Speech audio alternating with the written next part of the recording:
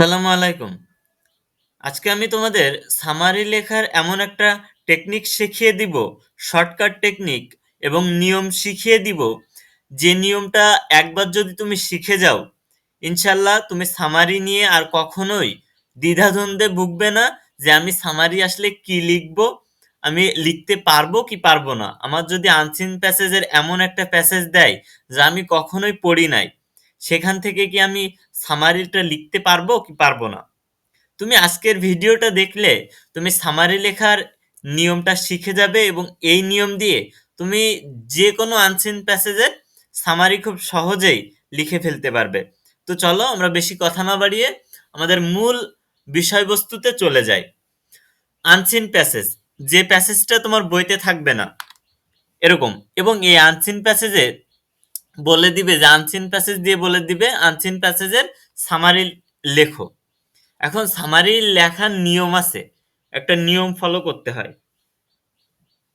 সেটা হচ্ছে সামারিতে কিন্তু একটা প্যারা লিখতে হবে। আনসিন প্যাসেজ দেখো এমন প্যাসেজ যে কবি সাহিত্যিক এবং যারা নোবেল প্রাইজ প্রাপ্ত তাদের নিয়ে তাদের জীবন বৃত্তান্ত দিয়ে দেয় এবং বিভিন্ন জনের জীবন বৃত্তান্ত দিয়ে দেয় এবং বলে এ সামারিটা লেখো। তো সামারি লিখতে খুব শর্টকাট টেকনিক হচ্ছে আজকে আমি শিখাবো তোমাদের। ওকে, তো দেখো ভিডিওটা শেষ পর্যন্ত দেখবা, কারণ আমি তোমাদের প্র্যাকটিসের সাথে সাথে দেখিয়ে দিব। ওকে, দেখো প্রথমত সামারি লেখার নিয়ম হচ্ছে একটা প্যারাতে লিখতে হবে। প্যাসেজে ৩-৪টা প্যারা থাকলেও, ধরো তোমার প্যাসেজে ৩-৪টা প্যারা আছে তবুও তোমাকে একটা প্যারাতে লিখতে হবে। একটা প্যারা কেমন, ধরো তুমি যে কম্পোজিশন লিখতে গিয়ে তোমার, ধরো তুমি রচনা লিখবা, রচনা লিখতে গেলে দেখো সূচনা লিখতে হয়, এরপরে আরো গুরুত্বপূর্ণ বিষয়াবলী লিখতে হয়। এক একটা প্যারাতে লিখতে হয় না এক একটা জিনিস, ওরকম জাস্ট একটা মাত্র প্যারাতে কিন্তু এই প্যাসেজ লিখতে হবে। এই প্যাসেজ ৩-৪টা প্যারা থাকলেও কিন্তু তোমার এই সামারিটা একটা প্যারাতে লিখতে হবে। প্যাসেজে ধরো ৩-৪টা প্যারা থাকবে তোমার, কিন্তু তোমার সামারিটা লিখতে হবে একটা প্যারাতে। এবং 1/3 অফ দ্য প্যাসেজ, এবং প্যাসেজ যতটুকু বড় হবে তার 3/1 হবে সামারি। তার মানে প্যাসেজ ধরো তোমার 9 লাইন আছে, তাহলে তোমার সামারি লিখতে হবে 3 লাইন, 1/3। ওকে, এখন ধরো তোমার প্যাসেজটা আরো বড় আছে, তো তা বড় থাকলেও সমস্যা না, 1/3 লিখে দিয়ে আসবা। প্যাসেজ ধরো আছে তোমার 15 লাইন, তাহলে সেখানে কত লাইন লিখবা, 5 লাইন মতো তুমি প্যাসেজের এই যে সামারিটা লিখে দিয়ে আসতে পারবা।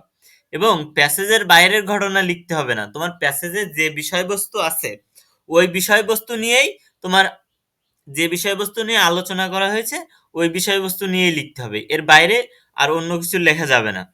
এক্সাম্পল বা কোশ্চেন করা যাবে না। তোমার প্যাসেজের ভিতরে যেন কোশ্চেন কিংবা এক্সাম্পল এরকম কোনো প্রশ্ন কিংবা তোমার এরকম কোনো বাক্য না থাকে, এক্সাম্পল কিংবা কোশ্চেন এই ধরনের বাক্য যেন তোমার সামারির ভিতরে না থাকে। সাধারণত অ্যাসার্টিভ সেন্টেন্সে লিখতে হয়। অ্যাসার্টিভ সেন্টেন্স মানে কি, অ্যাসার্টিভ সেন্টেন্স মানে বর্ণনামূলক বাক্য। তো অ্যাসার্টিভ সেন্টেন্সে আমরা সাধারণত প্রশ্নবোধক কোনো কিছু ব্যবহার করি না। সুতরাং অ্যাসার্টিভ সেন্টেন্সে জাস্ট সামারিটা লিখতে হয়, যে আনসিন প্যাসেজটা দিবে ওর উপরে ভিত্তি করে কি বলা হয়েছে তার একটা বর্ণনা দিতে বলা হয়। ঠিক আছে, সামারিতে বর্ণনা দেওয়া হয়, সুতরাং এটা অ্যাসার্টিভ সেন্টেন্সে লিখতে হবে এবং 5 থেকে 6টা বাক্যে লিখে ফেলবা, এর থেকে বেশি বড় করার দরকার নাই। হুবহু ধরো সামারি লেখার সময় অনেকে কি করে, প্যাসেজে যেটা আছে হুবহু ওই প্যাসেজ থেকে 2-3 লাইন লিখে দেয়, কিন্তু এটা করা যাবে না, মোটেই এই কাজটা করবা না। হুবহু কপি করা যাবে না, নিজের মতো করে প্যাসেজ তুলে ধরতে হবে। তার মানে হুবহু কপি করা যাবে না, কিন্তু ওই প্যাসেজ থেকে নিয়ে নিজের মতো করে সেন্টেন্স তৈরি করে তুমি লিখতে পারো, কোনো সমস্যা নাই। এখন কথা হচ্ছে প্রথম লাইন এবং শেষ লাইন প্রত্যেকটা তুমি এই পর্যন্ত তোমার হচ্ছে যে যে কয়টা তোমার হচ্ছে এই যে প্যাসেজের সামারি লিখেছো, দেখবা প্রথম লাইন এবং শেষের লাইন প্রায় সেমই থাকে। ওকে, তো প্রথম লাইন এবং সেম কি লিখবো আমরা? আমরা তো এটা জানি না। ১ম লাইনে কি লিখবো এবং শেষের লাইনে যে একই রকম সব ক্ষেত্রে লিখতে বলতেছেন, কি লিখবো আমরা? তো প্রথমত তোমরা ১ম লাইনে লিখবা the passage focuses mainly on, তারপর টপিক। কোন টপিকে তোমার হচ্ছে ওই প্যাসেজটা পড়ছে কিংবা ওই প্যাসেজটা পড়ে তুমি কি বুঝতে পারছো? ওটা কোন টপিকের উপর? কোন বিষয়বস্তু নিয়ে আলোচনা করা হয়েছে ওই প্যাসেজের ভিতর? সেটা লিখতে হবে। তাহলে ১ম লাইন আমরা লিখব the passage focuses mainly on, এরপর টপিকের নামটা লিখব। এক্সাম্পল উদাহরণ ধরো তুমি দেখতে পারো, উদাহরণ দেখো, the passages focuses mainly on Nelson Mandela. ধরো তোমার নেলসন ম্যান্ডেলাকে নিয়ে একটা সামারি লিখতে হবে। তোমার প্যাসেজ দিছে নেলসন ম্যান্ডেলার জীবন কাহিনী নিয়ে, জীবন বৃত্তান্ত নিয়ে। এখন তোমার সামারি লিখতে হবে। তাহলে তুমি ১ম লাইন শুরু করবা the passage focuses mainly on Nelson Mandela. এখানে অন্য কারো নামও থাকতে পারে। অন্যান্য কবির নামও থাকতে পারে, জীবনানন্দ দাশের নাম থাকতে পারে, রবীন্দ্রনাথ ঠাকুরের নাম থাকতে পারে, কাজী নজরুল ইসলামের যদি জীবন বৃত্তান্ত পড়ে, যার জীবন বৃত্তান্ত পড়বে কিংবা যে বিষয়ের উপরে প্যাসেজ থাকবে ওই বিষয়টা জাস্ট এই টপিকের ওইখানে ওই বিষয়টা লিখতে হবে। আর বাকি ১ম লাইনের বাকি সেন্টেন্সের ওয়ার্ডগুলো সেম থাকবে। এরপর ২য় লাইন লিখবা প্যাসেজ থেকে একটি গুরুত্বপূর্ণ টপিক খুঁজে বের করতে হবে। তোমার প্যাসেজে গুরুত্বপূর্ণ টপিক তুমি খুঁজে বের করবা। যে এই তোমার যে প্যাসেজটা পড়ছে আসলে এই প্যাসেজে কি বোঝাতে চেয়েছে, এরকম একটা গুরুত্বপূর্ণ টপিক তোমার খুঁজে বের করতে হবে এবং খুঁজে বের করে ওই বিষয়ের উপর ৩ লাইন খাতায় লিখতে হবে। কিন্তু প্যাসেজ থেকে হুবহু কোনো কিছু কপি করে তুলে দেওয়া যাবে না। ওকে? এরপর ১ম এ প্রিপজিশন খুঁজে বের করতে হবে, তারপর প্রিপজিশন সহ সেন্টেন্সের পরের অংশ আগে লিখতে হবে। দেখো, তোমরা একটা সিস্টেমেটিক্যালি এই কাজটা করতে পারো হুবহু কপি না করেও। আমরা কিন্তু ওই প্যাসেজ থেকেই নিচ্ছি কিন্তু হুবহু নিচ্ছি না। ওই প্যাসেজে যা লেখা আছে ডিরেক্টলি তাই লিখে দিচ্ছি না। আমরা কি করতেছি? আমরা একটা স্ট্র্যাটেজি ফলো করতেছি। ১ম এ প্রিপজিশন খুঁজে বের করবা, এরপর প্রিপজিশন সহ সেন্টেন্সের পরের অংশ আগে লিখতে হবে। এর অর্থ, এর মানে তোমার যদি একটা উদাহরণ দিয়ে বুঝিয়ে দিই আমি। দেখো, যদি দেওয়া থাকে Mandela awarded the Nobel prize in 1993, তাহলে তুমি এরকম লিখতে পারো। দেখো, প্রিপজিশন কই? এই যে ইন, এই ইন, তাহলে in 1993 Mandela awarded the Nobel prize, এরকম ভাবে কিন্তু তুমি লিখতে পারো। এরকম ভাবে লিখলেও কিন্তু হুবহু কপি হবে না। ওকে? এরপর তুমি শেষ লাইন কি লিখবা? প্রত্যেকটা সামারির ক্ষেত্রে যে কোনো সামারি আসুক, পৃথিবীতে যে কোনো ধরনের আনসিন প্যাসেজ দিক এবং তোমাকে যদি সামারি লিখতে বলে, তোমার লাস্টের লাইন তুমি লিখে আসবা at last we can say that this passage gives us an important information and we have learned a lot of thing by reading this passage.